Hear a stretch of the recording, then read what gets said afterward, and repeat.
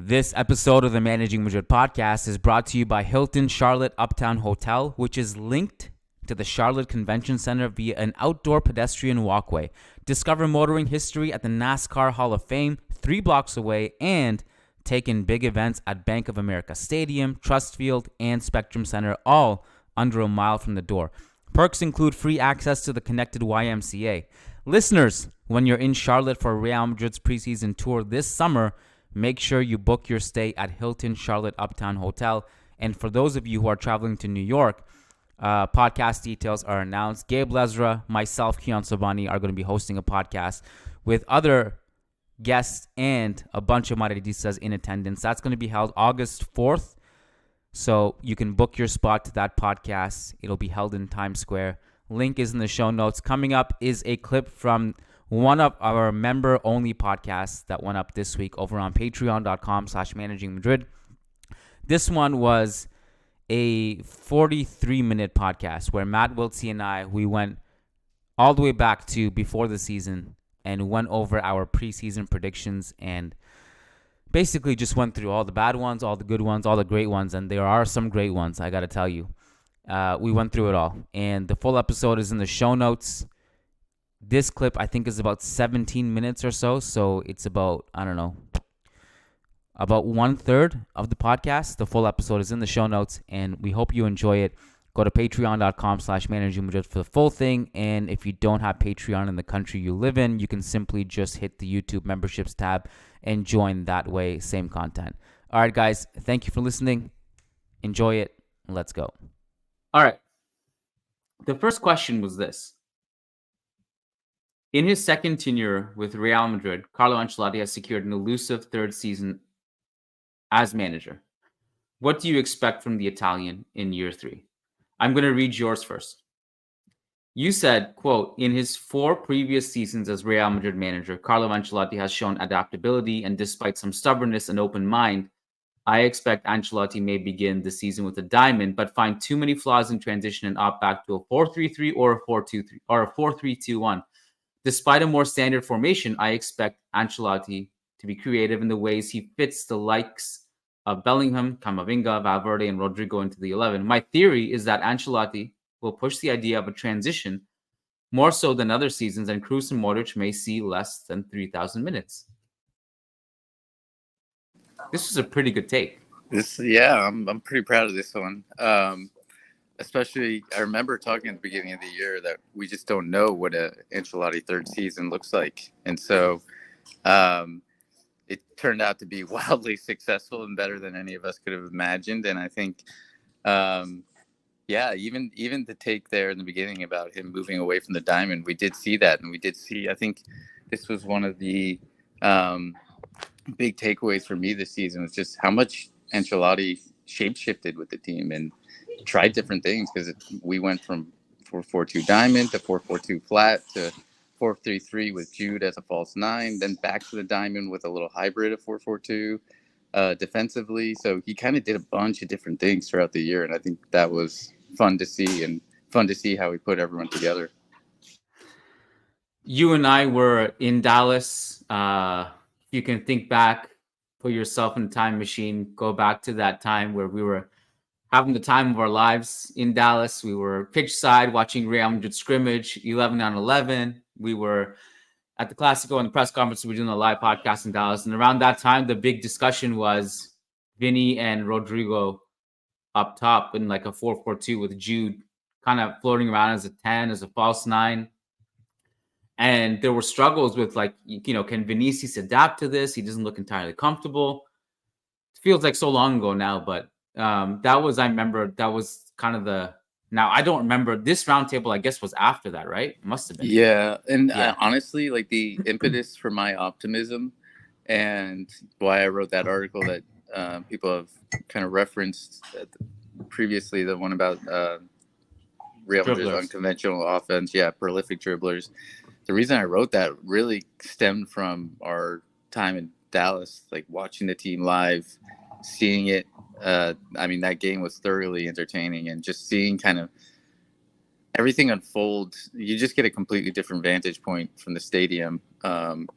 and even in training and stuff like that, like just getting to see how everything unfolded, it gave me a lot more optimism. And that's why I was excited for the season and for what could unfold. And I was really curious to know what an Ancelotti third season looked like. And honestly, I was thinking about this the other day. Doesn't it feel like an eternity ago when Benzema left? Like it was only a year ago, but it feels so like that just feels like it was 2 or 3 seasons ago, not at the start of last season. Everything just moves so quick, man. Like even the Champions League final that we just won feels like a long time ago. Because 2 days later it was like, move on. Mbappe is here now. It's like this is what we talk about now. And then it just happens so fast. I'm sure if we went back and actually went through the season, there's probably so many things that we forgot about, like that just move so quickly. And it's funny, like the Benzema thing. I see people now saying, yeah, Mbappe is great, but we need a 9. I'm like, did you not just see the Yeah. season that we just had I without a get comments 9? like that all the time. Oh my god. Like we literally just saw that myth has been debunked by now, and now you're adding a even better goal scorer, and you think we need a traditional 9 that like stand in the box like a pogo stick? We have Joselu. Who's gonna knock out Bayern next season. Yeah. Well, let's hear your take from that question now. Mine's terrible. I'm gonna read it. Yeah, this is what I said. He is going to have a very challenging season. A lot of it won't be his fault. He has no control over Thibaut Courtois' injury, the club not replacing Karim Benzema, or the lack of a right back signing. Ultimately, it's Ancelotti that will fall on the sword, fair or unfair. Having said that, I'd like him to improve on the things that are in his control. The team's press needs to improve dramatically. I hope Ancelotti sticks with it. He has desired as much publicly with Bellingham's arrival, even through some growing pains to help form a cohesive, ingrained identity, as that will help stop some of the bleeding on defense. I think he also has an opportunity to enforce Aurelien Tchouameni as a starting single pivot, which in turn puts Toni Kroos in his best position and improves the defensive tracking. Can he maximize the offensive output of Vinny, Rodrigo, Jude? There will be lots of questions asked of him tactically, but it's a difficult situation to be in. I think the 3 things I mentioned in the beginning paragraph didn't ultimately matter. So Courtois' injury, I didn't know Lunin was going to step up the way he did. Not replacing Benzema, I didn't realize we were able to put together enough goals. And the lack of a right back, I didn't know that Carvajal was going to improve the way. Yeah, I think that last one's a big one. Like, yeah. I think we have talking about how we quickly forget. Like, I think the fan base has quickly forgotten that right back used to be just something we talk about every single summer. And now Carvajal's form was unbelievable this year, but equally, Lucas Vazquez was very, very good. I've said it time and time again. Like, you don't find a better backup right back in this market. You can't even find a starting right back, let alone a good backup right back. So the way these two performed, like if we're going to have another successful next season, I think the fullbacks are key again. Like Mendy and Carvajal both produced their best ever form. And we know that they're at the age and they've had injuries in the past where that could tip off quickly. And so that's one of my concerns going into next season is if they just can't sustain what they did this year. You know, there's been a lot of bad just transfer rumors this summer because it's been slow and they need to fill up noise. The worst one I saw all season, which was like, you can't even begin to try to make something like this up, is there was this one, I don't know which Spanish paper reported that to make room for Alphonso Davies, Real Madrid are going to push Mendy out. And I'm like, what? Ancelotti loves Mendy. Yeah. There's no way he's going to push Mendy out. Yeah. Crazy? I don't buy all of these. So yeah, this has come out in the last few days. I don't buy it. We know what I'm more optimistic that Mendy ends up renewing this summer. I think the only thing that the club are concerned about is just his age and his injury history, but that's probably it. Yeah, he's still he's young enough. That's not a big. He's not even 30 yet. No. I think he's 28 or 29. Yeah. Is there who else on staff for that first question? Anyone else we should call out or? I think a lot of it was pretty. Nothing really stood out on that one, I don't think. I'll tell you what surprised me when I was reading it. Mm-hmm. And this is more towards, I think, the second question. Um, I think the second question revolves around of we brought in what 5 or 6 new players. What do you think their role will be? How will they perform? And everyone gave a breakdown, and almost everybody across the board was really, really bullish and high on Fran Garcia. And that was what surprised me. I was like, oh, wow, we all thought Fran Garcia was going to be like a massive contributor this season. And Yeah. that obviously didn't end up happening. No. I remember the first time. I don't know. I don't know if it was his actual first preseason game or not, but I remember watching him in. I think it was the Clasico in Dallas, one of those Yeah, preseason he played games. a lot because Mendy got injured in the Clasico in Dallas, I think. Yeah, and I remember. And remember, he started the season. Yeah, because Mendy was out.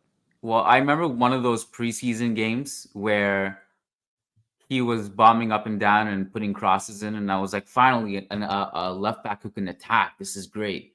But yeah, I think he was just too frenetic and not polished enough. And I don't know if he's going to get there. He might, but I don't know. I have a feeling that he is going to have a good career, but it's not going to be at Real Madrid, is my hunch. But I don't know. It's kind of still, he is raw still. I don't know. I got to give him the benefit of the doubt that he may be able to polish it still. People in the chat are saying you look like Thomas Shelby. I have no idea who that is. Oh, you don't know? It's the GOAT, Cillian Murphy. Oh, okay. I'll put his picture on the screen. Yeah, I know that. Yeah. I don't see it, but okay. I could totally see it. Depends on the angle. If he's not wearing his hat, for sure. Yeah. Yeah. All right. The next question was,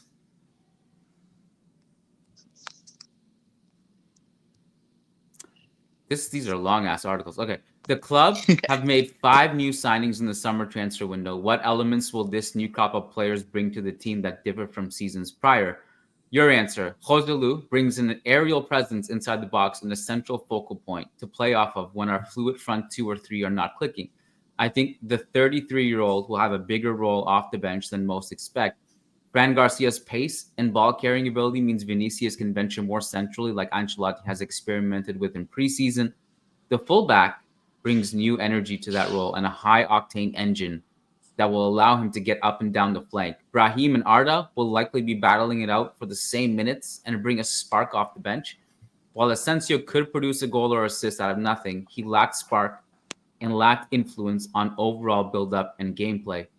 Goulet and Brahim will do the opposite, capable of changing a game from the bench, but not as much through goals and assists as through combination play with teammates and ingenuity off the dribble. Last but not least, Bellingham will give the team more goals from midfield, the ability to win the ball higher up the pitch, and he will provide late arriving runs from midfield that cause nightmares for defenders and midfielders attempting to track him.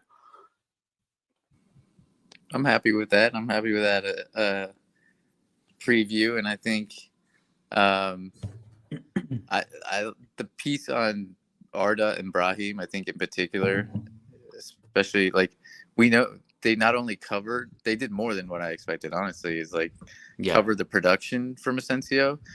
Was not what I expected.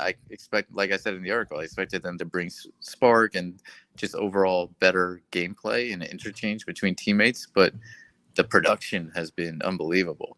And so that's been a huge plus. But yeah, I think everything else I feel good about, especially with the Joselu, Bellingham. Obviously, Fran Garcia, like I said, was off, but let's hear yours. Well, I just want to make a note on yours. You also said that Brahim and Goulet may not necessarily contribute through goals, but through link-up play. But they actually did provide goals. Yeah, that was the bonus. That was the plus. They exceeded my expectations there. Mine is pretty lukewarm, but it says real depth. Unlike Mariano, Hazard, Vallejo, Odriozola, the new signings can provide meaningful minutes. Bellingham is already a star, while Fran Garcia is going to be a great option the club didn't have last season. Be patient with Goulet given his age and health concerns.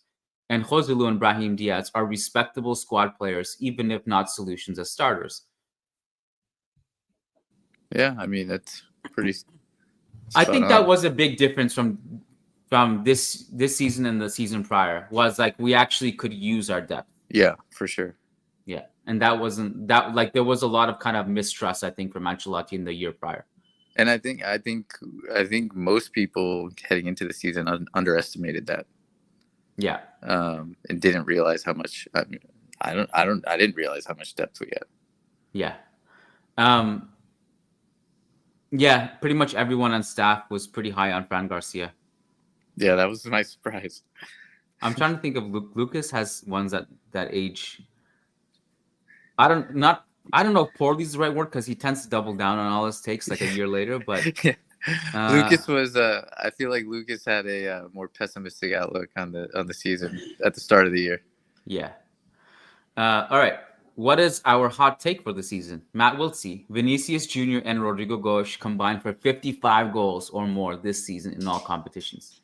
What did they get to? I think Vinny had 24, but he was injured for 2 months, if not more. Yeah. And then Rodrigo, I think, had like 20.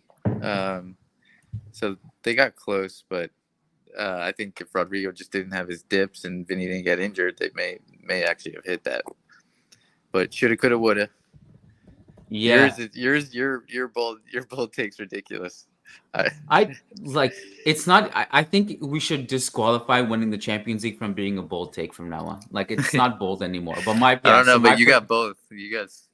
I like yours. Go ahead. Could go 2 for 2. So mine was Real Madrid will win the Champions League and Vinny will win the Ballon d'Or. So 1 for 2 so far. I'm feeling good about 2 for 2, but it's too contingent on Copa the international tournaments. Yeah. And Vinny at the Brazilian national team level hasn't been as good as he has been with Real Madrid. Yeah. So I don't know if that might work against him. But yeah, it's funny because without fail, every year that we win the Champions League, because I don't know if people have caught on, but I think I make this prediction every year. Yeah, you do. You know what? I typically don't. And now, but I've been thinking about it because I'm like thinking to myself, yeah, we've won it 14 times, but think about the history of the European Cup and the Champions League. Like you went 32 years without it. But now, if you look back at the last decade, like the last 11 years, you won it 6 times out of 11. Like, okay, yeah, this is a little different. I might have to start saying that and who's to say that will stop? Like, who's to say that run can't continue? That's what I'm thinking in my head is like, there's nothing definitively written in stone that says that has to stop. So yeah. Where without fail, Matt, every year it's the same I don't know if the same people, but the same narrative of like there's no way we're winning the Champions League. You're out of your mind. Like even when I made this prediction, it was a lot of like we just lost Benzema, we didn't replace him. Florentino Militao and Courtois gone. We didn't replace the injuries. Like Florentino needs to go. He is ruining this club. Oh yeah. Oh my god. And you get a lot of like when we play bad, let's say against like Cadiz and it's like 1-1 or something, you'll get a lot of people like if we play like this against Manchester City, there's no way they're gonna destroy us. Like what makes you think we're gonna play like this against Manchester City anyway? Like, all right. Here's people get really angry at Florentino for not buying a certain player that like Serge Gnabry or something. Right. Yeah. But this one has a lot of juicy ones. Ewan's was by far the most incredible one. He says Real Madrid won't lose a single home game this season and in any competition. The last time this happened was 1996, 1997, but the Bernabeu is going to be a fortress this year. The construction work is almost fully completed and will get back to full capacity, while the pitch should be a lot better than it was last campaign now that there won't be so much dust. No team will enjoy visiting Chamartín, and no team, Spanish or European, will win here in 2023-2024 season. He called it. That's an incredible prediction. Yeah, I saw him post that on Twitter, and rightfully so. He deserves to, because anytime you have a big W like that, you gotta put it up there. So he rightfully put that up. That was a good one. Mehdi got it right against odds. Madrid will win La Liga even if we don't sign Mbappe. Here we go. Lucas. Lucas says, I'm not sure if Ancelotti will be the coach past Christmas. Again, the situation is extremely tricky, and it seems to me that he's already the perfect scapegoat for the board if things don't go according to plan during the first half of the season. If Real Madrid are 6 points behind Barcelona in the table while also having struggled in the group stage of the Champions League, I could see Madrid parting ways with Ancelotti after a few months. The opposite happened. He got an extension when we've never seen that before, like That's mid-season. Right. Yeah. I And the remember whole that was Brazil one of thing. the things we forgot about. Yeah, I mean the Brazil thing. I forgot about the Brazil thing. Honestly, like it seemed like he was destined to go to Brazil at the end, but instead he signs an extension midway through the season. That literally, I think only one or two other coaches in our entire history have ever gotten an extension in mid-season. And I remember at that time, we were wondering whether that was a good idea or not. Yeah. Like, why? Like, why? Like, why not just let him really work for it? Like, what's the rush? But that also turned out to be like, oh, these guys know what they're doing. Yeah.